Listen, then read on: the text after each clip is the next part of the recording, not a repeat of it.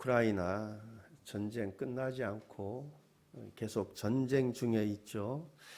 그런데 지금 우리도 계속해서 전쟁 속에서 살고 있습니다. 이 세상은 전쟁터입니다.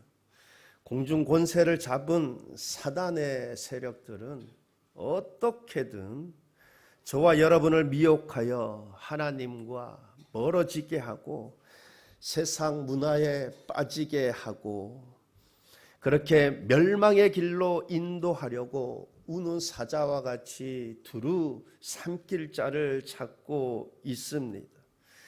이러한 세상 속에서 우리는 믿음을 지키고 하나님을 섬기며 예배하는 자로 우리의 사명들을 잘 감당하는 자로 그렇게 선한 싸움을 싸우며 오늘도 살아가야 할 줄 믿습니다. 우리는 이 싸움에서 이 전투에서 지는 자가 되어서는 안 될 것이고 이기는 자가 되어야 할 것입니다. 이를 위해 오늘 읽은 본문의 말씀을 한번 한 절 한 절 곱씹어 보면서 은혜를 나누어 보고자 합니다.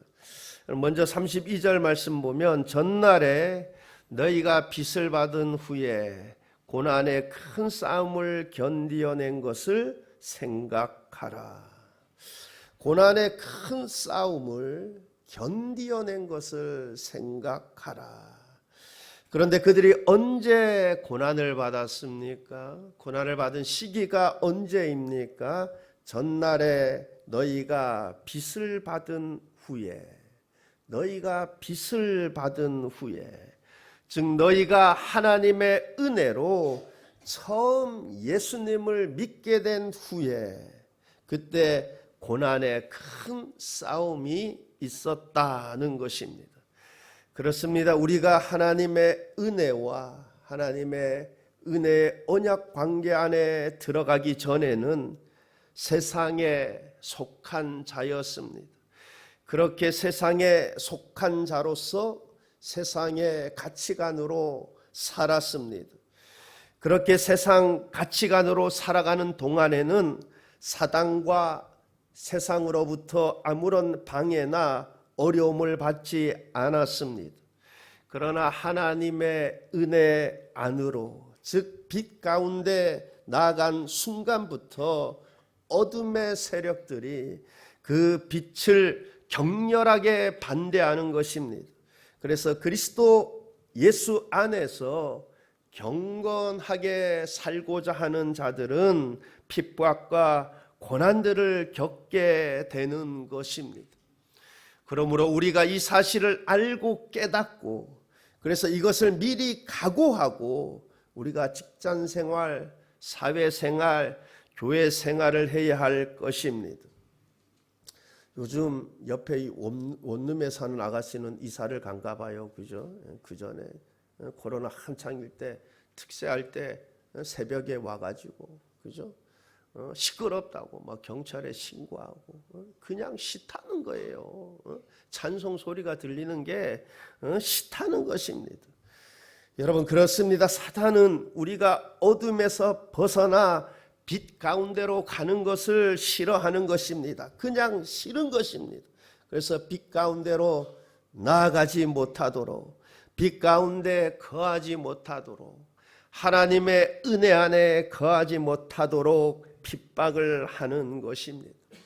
때로는 사람들을 통해서, 때로는 우리에게 악한 생각들을 집어넣음으로, 때로는 안 좋은 일들을 겪게 함으로 인해 이렇게 저렇게 우리가 빛으로부터 하나님으로부터 떨어지게 하려고 격렬하게 행동을 하는 것입니다. 그들이 어떤 고난을 받았다고 합니까? 고난의 큰 싸움을 견디어낸 것을 생각하라. 고난의 큰 싸움을 견디어낸 것을 생각하라. 고난의 큰 싸움, 그러니 그렇고 저런 그러한 고난이 아니라 고난의 큰 싸움이라고 합니다. 아마도 그들에게 닥쳐온 그 고난들의 크기가 매우 컸나 봅니다.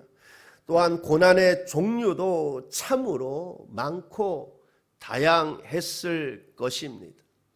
제가 예전에 기도에 관한 책들을 많이 읽은 적이 있는데 그 기도에 관한 책들 가운데 제가 최고의 책을 꼽으라 그런다면 제가 읽은 책들 가운데 그죠? 꼽으라 그러면 그 E.M. 바운스라는 그 목사님이 계십니다. 그 E.M. 바운스가 쓴 책이 기도에 관한 책 중에서는 최고봉인 것 같아요. 근데 제가 그분의 그 일대기를 이렇게 보니까 참 고난이 많았어요. 아내도 일찍 잃었고, 그리고 두 아들도 갑작스럽게 잃었어요. 그러면 얼마나 힘들었겠습니까? 두 아들을 갑작스럽게 잃었는데 그 무엇보다도 그 고통이 심하지 않았겠습니까?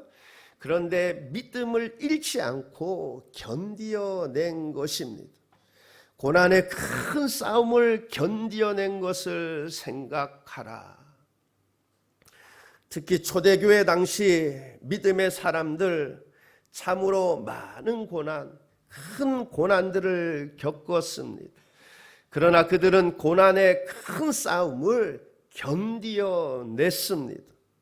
우리가 믿음 생활 하다 보면 내가 단순히 그냥 교회에 출석하면 그것이 아니라 내가 진실되게 참되게 신앙생활 하려고 하면 그때부터 참으로 다양하고 큰 고난들을 겪을 수 있습니다.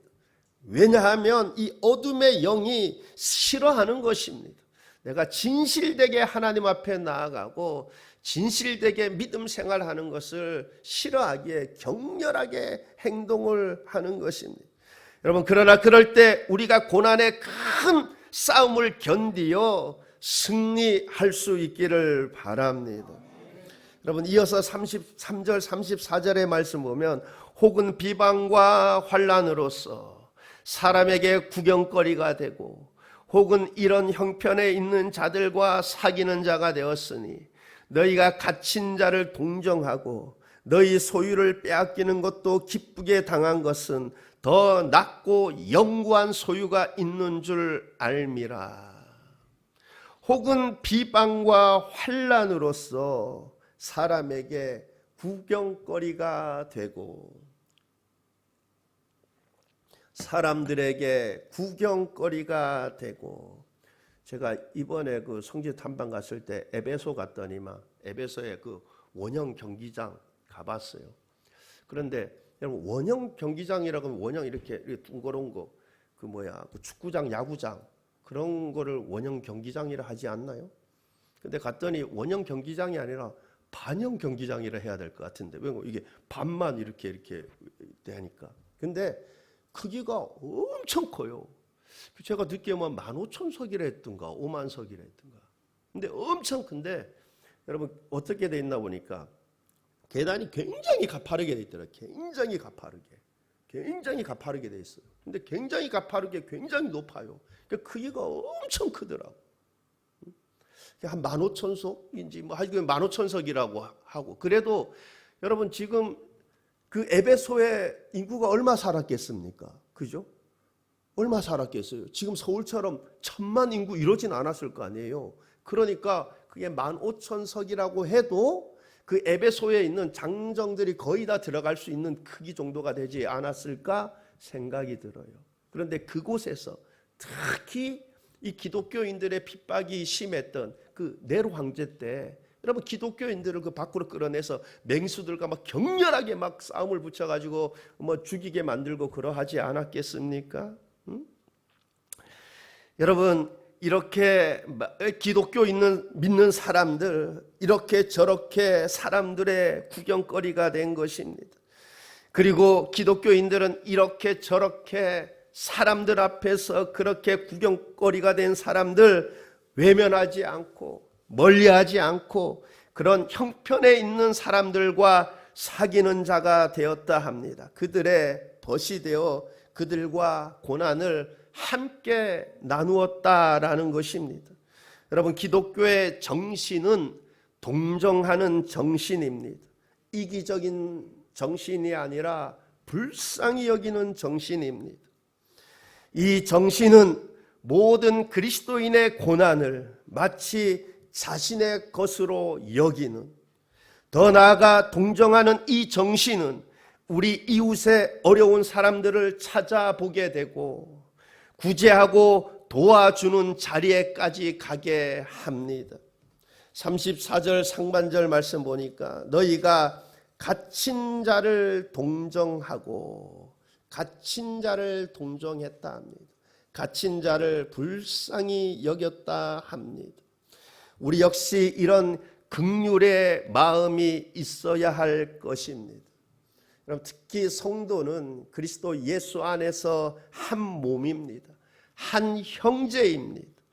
그러므로 어려움에 처한 성도들을, 더 나아가 우리의 이웃을 불쌍히 여기는 마음이 우리에게 있어야 할 것입니다. 이것이 그리스도인들의 정신, 믿음인 것입니다. 또 그들은 재산 때문에 어려움도 겪었습니다. 34절 중반절을 보니까 너희 소유를 빼앗긴 것도, 너희 소유를 빼앗긴 것도, 소유를 빼앗긴 적도 있는가 봅니다.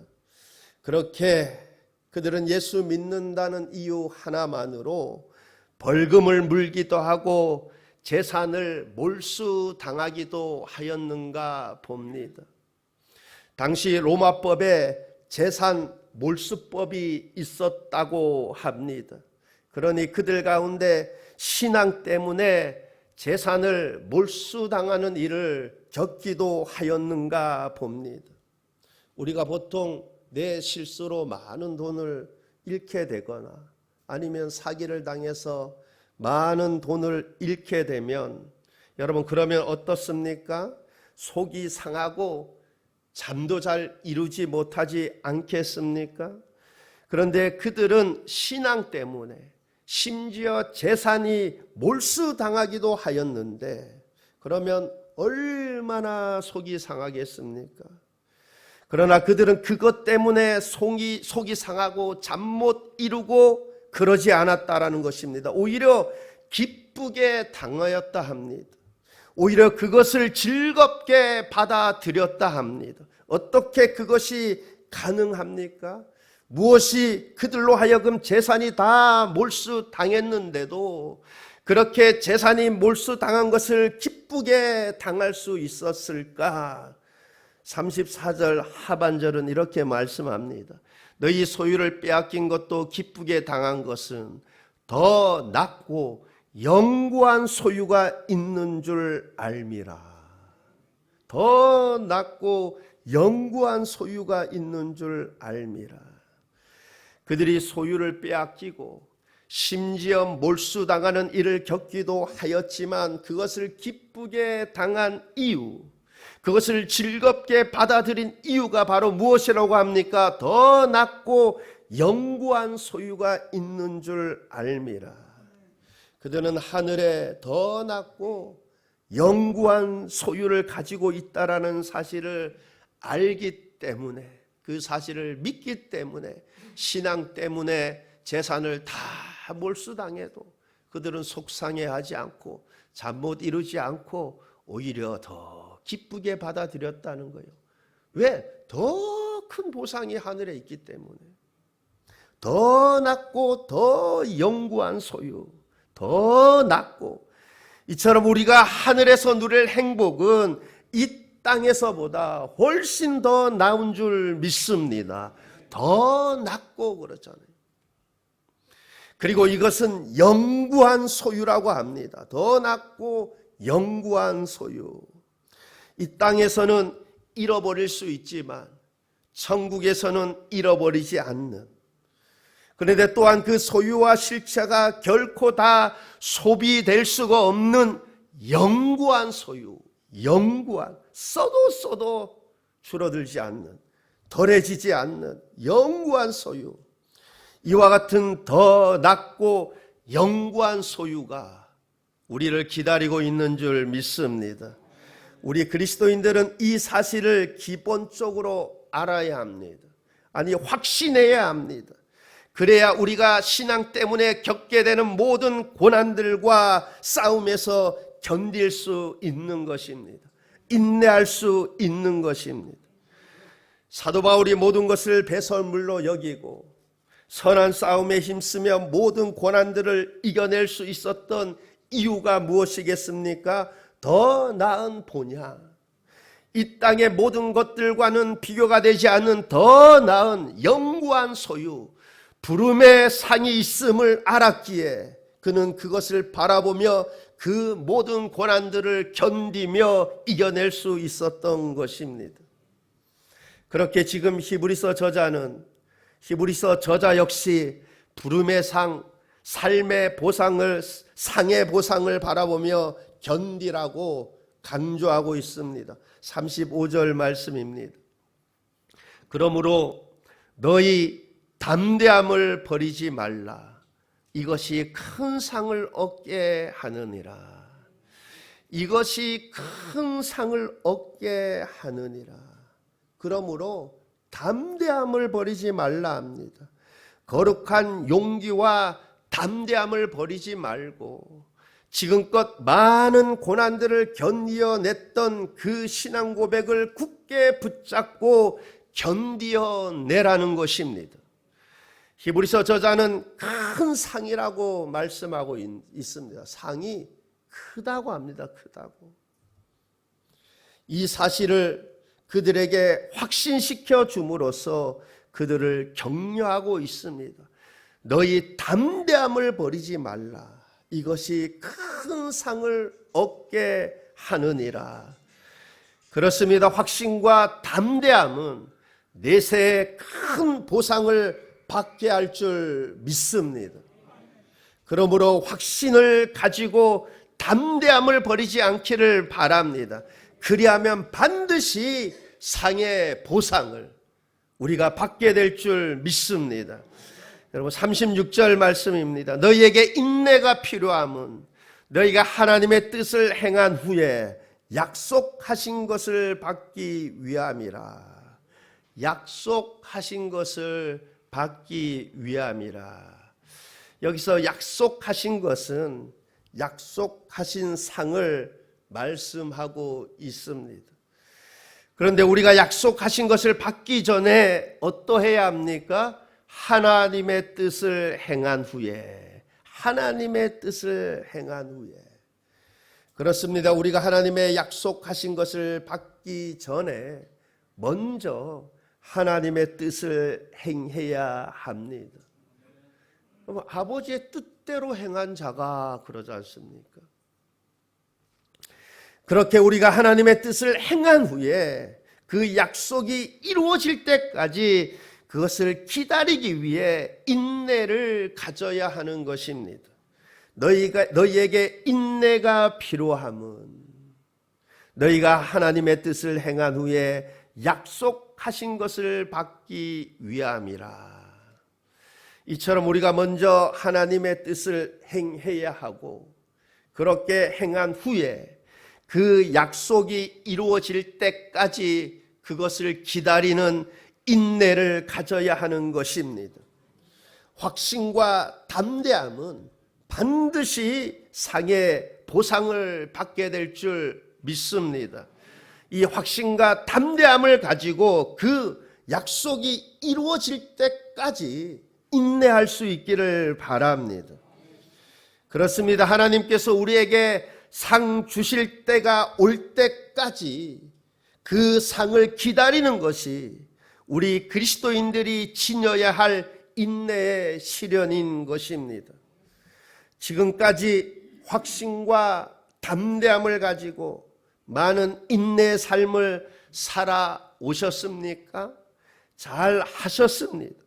그러나 그 약속의 상을 받을 때까지, 죽을 때까지, 우리 주님이 부르시는 그 순간까지 더 인내의 시련을 견뎌낼 수 있기를 바랍니다. 히브리서 저자는 그들의 인내를 도와주기 위해 그들을 구원하시고 상 주시는 예수님이 오실 때가 아주 가까이 다가왔음을 그들에게 말씀하고 있습니다. 37절 말씀입니다. 37절 말씀. 잠시 잠깐 후면 오시리가 오시리니 지체하지 아니하시리라. 잠시 잠깐 후면 오시리가 오시리니 지체하지 아니하시리라. 그러니 조금만 더 인내해라. 잠시 잠깐 후면 오시리가 오실 것이다. 지체하지 아니할 것이다. 그런데 가만 생각해 보니 이 히브리서가 쓰여질 당시하고 지금하고 2000년이 지났는데 우리 주님 아직도 안 오셨네. 아직도 안 오셨어. 응? 여러분 아마 예수님께서 우리가 생각하는 것보다 훨씬 더 늦게 오실란가 봅니다. 여러분 하나님의 때와 우리의 때, 하나님의 시간 개념과 우리의 시간 개념이 많이 다를 수 있겠죠.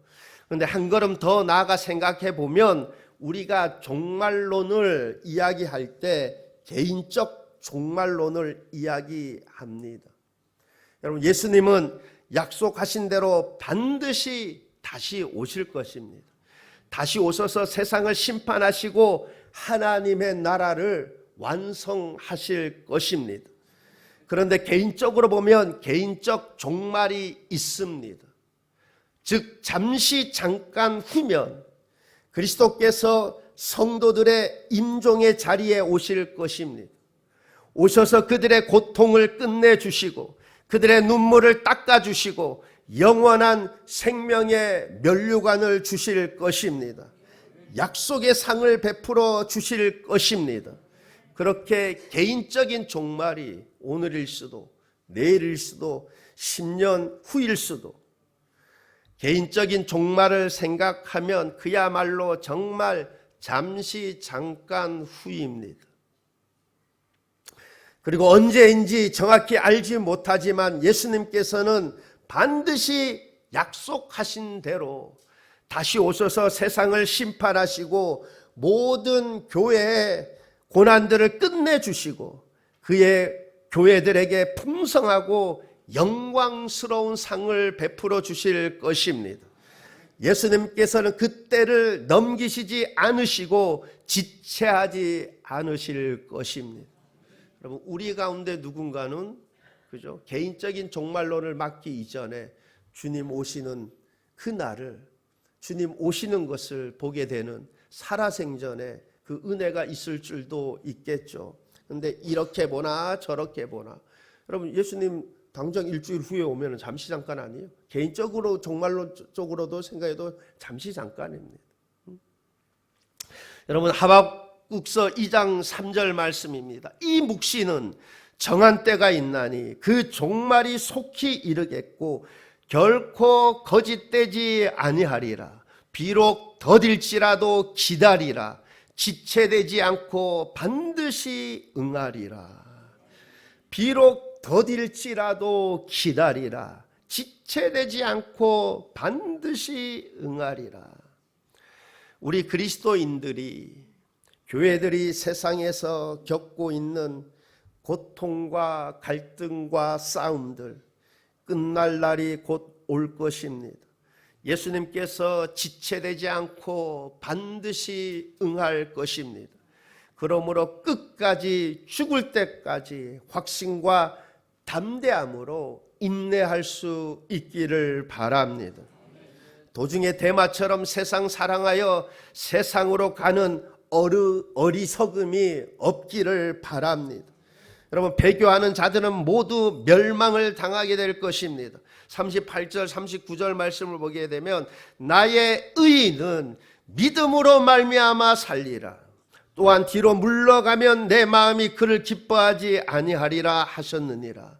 우리는 뒤로 물러가 멸망할 자가 아니요 우리는 뒤로 물러가 멸망할 자가 아니요 오직 영혼을 구원함에 이르는 믿음을 가진 자니라. 오직 의인은 믿음으로 말미암아 살리라. 의인들의 특징, 의인들의 특성이 무엇입니까? 아무리 힘들고 어려운 고난의 때에도 믿음으로 말미암아 살리라. 믿음으로 사는 것입니다. 그렇습니다. 참된 신자는 하나님께서 약속하신 진리의 말씀을 믿는 확신을 가지고 살아가는 사람들입니다. 아무리 힘들고 어려운 고난들이 닥친다고 해도 그 믿음, 그 확신 흔들리지 않습니다. 요동하지 않습니다. 하나님의 때를 믿음으로 인내하며 기다리는 것입니다. 여러분 모두가 지금까지 잘 해 오셨습니다. 믿음으로 모든 역경들을 잘 이겨내고 여기까지 잘 오셨습니다. 여러분 그러니 지금 이 예배 자리에 예배 드리고 있는 것 아니겠어요? 그죠? 여러분 주말에 얼마나 더 자고 싶고, 그죠? 참 뭐 등산 좋아하는 등산도 가고 싶고, 뭐 놀러도 가고 싶고 이럴 텐데, 그 주말에 귀한 시간을 내서, 여러분 이 예배 자리에 예배를 드리고 있다라는 것은 여러분 믿음으로 모든 역경들을 잘 이겨내고 여기까지 온 것이 아니겠습니까? 여러분 이렇듯 지금 이렇게 모든 것을 뒤로하고 예배 자리에 앉아서 예배드리고 있는 것, 믿음이 우리로 하여금 예배 자리에 나와 예배 드리게 하는 것인 줄 믿습니다. 여러분 바로 이 믿음이 여러분 모두의 영적 생명을 유지시켜 주고 있으며, 바로 이 믿음이 장차 내세에서, 장차 올 세상에서 영광의 면류관을 쓰게 할 줄 믿습니다. 나의 의인은 믿음으로 말미암아 살리라. 반면에 배교는 하나님께서 가장 싫어하시며 진노하시는 가장 큰 원인이 됩니다. 이사야서 1장 4절 말씀을 보게 되면 슬프다 범죄한 나라요, 허물진 백성이요, 행악의 종자요, 행위가 부패한 자식이로다. 그들이 여호와를 버리며 이스라엘의 거룩하신 이를 만홀히 여겨 멀리하고 물러갔도다. 그들이 여호와를 버리며 이스라엘의 거룩하신 이를 만홀히 여겨 멀리하고 물러갔도다. 이렇게 하나님을 만홀히 여겨서 멀리하고 물러가면 그 결과가 어떠할 것인가? 이어서 이사야서 1장 19절 20절 말씀을 보게 되면, 너희가 즐겨 순종하면 땅의 아름다운 소산을 먹을 것이요, 너희가 거절하여 배반하면 칼에 삼켜지리라. 여호와의 입의 말씀이니라. 너희가 거절하여 배반하면 칼에 삼켜지리라. 여호와의 입의 말씀이니라. 여러분 배교하면 버림당하고 칼에 삼켜질 것입니다. 그 마지막은 불사름이 될 것입니다. 그러므로 배반하지 말고 끝까지 믿음으로 사시기를 바랍니다. 믿음으로 사는 사람들은 영혼이 구원받는 은혜가 있을 것입니다. 믿음의 결국은 영혼 구원이라. 믿음의 결국은 영혼 구원이라. 39절 말씀입니다. 우리는 뒤로 물러가 멸망할 자가 아니요 오직 영혼을 구원함에 이르는 믿음을 가진 자니라. 오직 영혼을 구원함에 이르는 믿음을 가진 자니라. 믿음으로 사는 자의 마지막은 영혼 구원입니다. 믿음으로 사는 자는 최종적으로 승리하게 되는 것입니다. 뒤로 물러서시지 마시기를 바랍니다. 이와 같은 신앙의 뒷걸음은 하나님으로부터 멀어지게 하고 그것은 멸망으로 가는 길입니다. 그러므로 어떤 시련들 속에서도 세상 그 무엇이 유혹한다 해도 많은 사람들이 하나님이 어디 있느냐고 조롱할지라도 뒤로 물러서지 말고 우리의 영혼이 구원함을 얻을 때까지 부름의 상을 믿음으로 바라보며 믿음으로 사시기를 바랍니다. 끝까지 인내하시기를 바랍니다. 그리하여 저와 여러분 모두가 최후 승리를 얻게 되는, 그 영혼이 구원함을 얻게 되는 은혜가 있기를 우리 주님의 이름으로 축원합니다. 기도하시겠습니다. 좋으신 하나님 아버지, 참 초대교회 때 참 뒤로 물러서는, 참 멸망의 길로 가는 참 그러한 이들이, 배교하는 이들이 많이 있었는가 봅니다. 하나님, 참 우리 숨은 성도 한 사람 한 사람 주님 붙들어 주시고, 그 영혼이 끝까지 주님 오시는 그날까지, 주님이 부르시는 그날까지 하나님 믿음 흔들리지 않고 끝까지 믿음으로 사는 그 은혜가 있게 하여 주옵소서. 최후 승리를 얻게 되는 그 은혜가 있게 하옵소서. 모두가 다 그 영혼이 구원함을 얻게 되는 그 은혜가 있게 하여 주옵소서. 감사드리며 예수님 이름으로 기도하옵나이다. 아멘.